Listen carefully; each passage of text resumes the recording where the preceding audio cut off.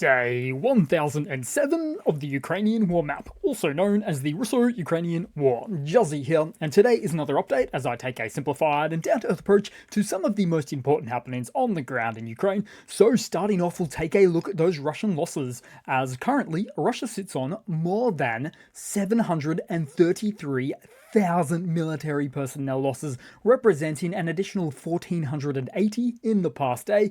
Then as for hardware losses, 6 tanks, 20 APVs, 19 artillery, and a very respectable 94 soft targets. And now we take yet another astonishing look at the Russian ruble price updates today, where the currency currently trades at 105.5 rubles per every US dollar. Once again, showing a further devaluing of the Russian currency. In fact, apart from a very brief spike in the price at the onset of the full-scale invasion of Ukraine, the current price is, as we now see it, representing an all-time low against the greenback. And a trend that's been followed by most other currencies as well, including that of Russia's biggest trading partner, China.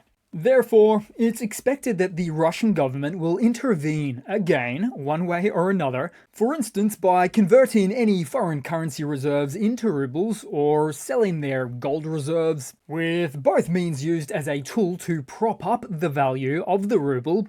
But there is nuance, because there's significant challenges for Russia to perform these types of international transactions right now.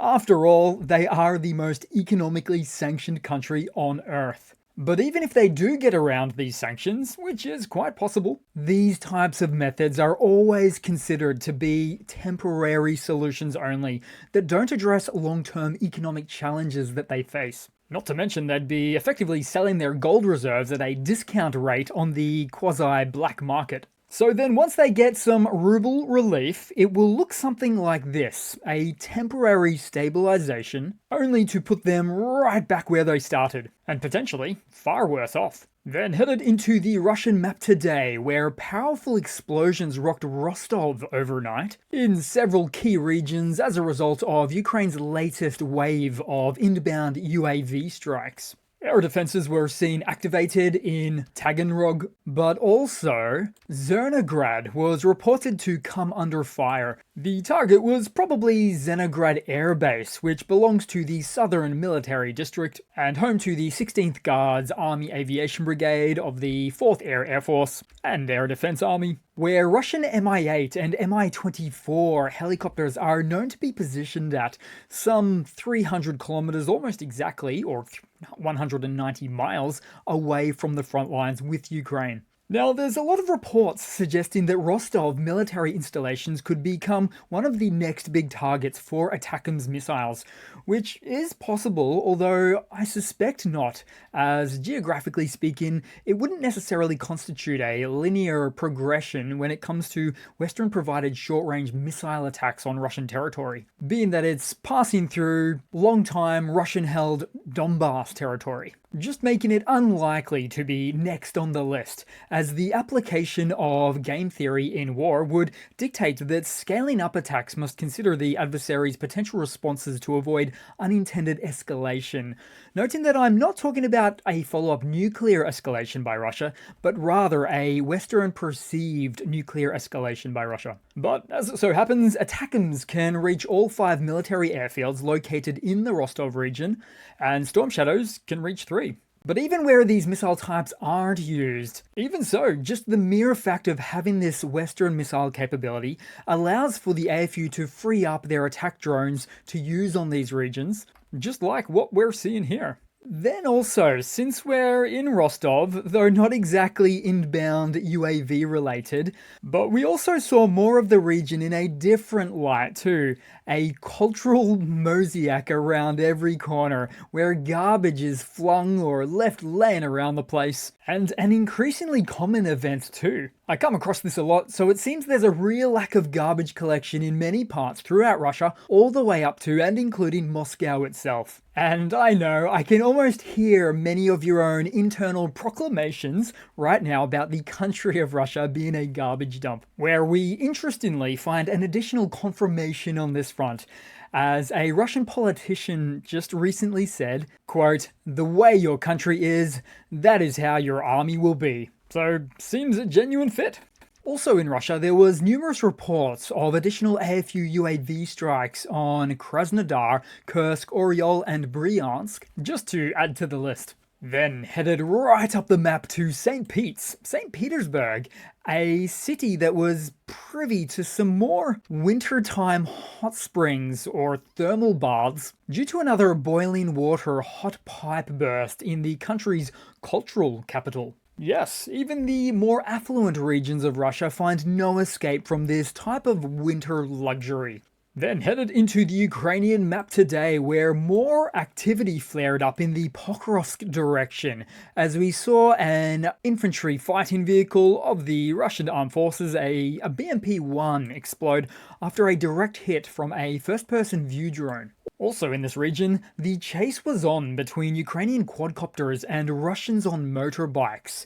The chase led to the Russians' own base of operations, leading to problems not only for the motorbike, but also dugouts and even another Chinese Desert Cross ATV being struck. Then also in the Pokrovsk sector again, another decommissioned Russian BMP-3, and this example is quite noteworthy because it gives you insight into the rather expansionist mindset of the Russians, as this IFV had the inscription on it, quote, "To Berlin." A little bit optimistic, I'd say. Then further down on the map, Russia continues their attacks on various fronts north and south of the Kharkova axis, working the southern garrison around Trudova, but also with more head-on attacks against Kharkova itself. Now, beyond that, there's no real headlining towns to speak of in this western direction for about 100 kilometers or so, and I say that because the Russian military strategy is one more of a political strategy, or better to say, one that positions their army towards big towns to make for political wins back at the Kremlin. Now, the only other town that would be the exception to this is nearby Velika Novosilka. And right on cue, the Russian military has gone to some extensive lengths to take this town as well, for which you could easily say that the southeast outskirts are on the front lines. Then headed all the way across to the little-known town of the Zalizny port in occupied Kherson, as loud explosions were seen and reported, with Russian telegrammers of this location saying that it was as a result of, quote-unquote, something new. And this is really where the paranoia sets in for the Russian forces. They're always quite expectant of a new Ukrainian capability, such as a new aviation-launched glide munition or a surface-to-surface missile. So it's always quite the paranoid and overlooking shoulder situation that they find themselves in. Then taking a look around the map more generally, because somewhere in the east, various equipment was destroyed, including tanks and civilian cars with the Z insignia on them, with this Russian poster stating that fallout cluster shells are protruding ominously from the ground around the events. Then also on the map, a Hollywood-style explosion was seen in follow-up to another Switchblade 600 drone, annihilating yet another Russian T-90M, codename Breakthrough tank. But then from the same unit, another Russian Tor M2 air defense system received incredible damage, if not completely written off, after two separate strikes of what I presume to be drone-dropped munition hits from above.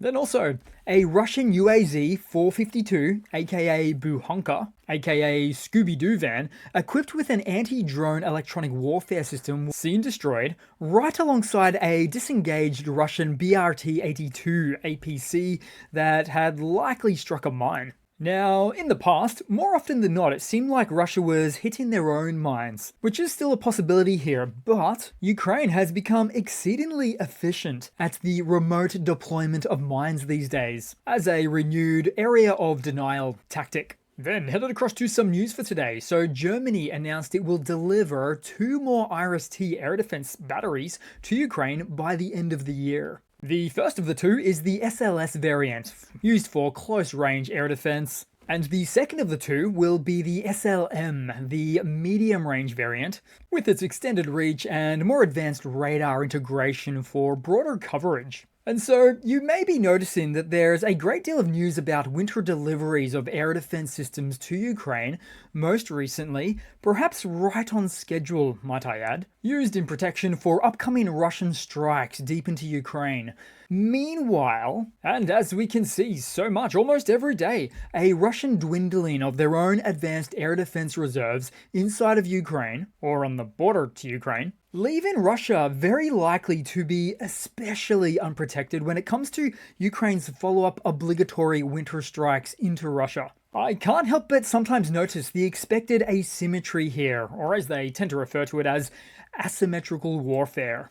Then to some more news, some Russian hardware news, as we've noticed a pattern now of the use of Russian Lancet kamikaze UAVs sharply declining every winter, marking the third consecutive year of this trend. Recent reports indicate a staggering 70% drop in Lancet deployments attributed to Ukraine's effective use of their new FPV interceptors that take down both Lancets and their reconnaissance counterparts. So we can calculate two concerns here. The first is the Lancet's vulnerability to new Ukrainian interceptor drones released in high-volume combat deployments in the past 2 or 3 months. But another contributor to the winter lull may seem to be related to something in the design that leads to reduced effect in cold or precipitating weather conditions.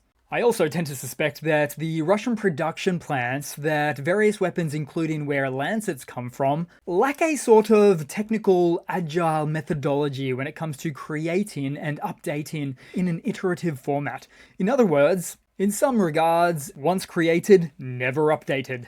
Then headed across to another Russian state media TV oddity segment to round off the video with today, guys, as propagandist-in-chief Syolovov, when in the middle of a rant, threatened European countries with strikes on plants and military bases, which is actually something of a downplaying of threats, as he wasn't referring to cities or nuclear weapons here, much like he used to. Now, I don't know if the Kremlin has put the word out to all of these Kremlin mouthpieces for a threat recalibration of sorts, but quite strikingly, it was just a couple of days ago when we saw the Russian nuclear threat record holder of Medvedev stating that Russia is not crazy and will never use nuclear weapons. Truly a stark contrast to the many seasons of nuclear threats expressed, with perhaps at least half of them spewed out by drunk Medvedev here.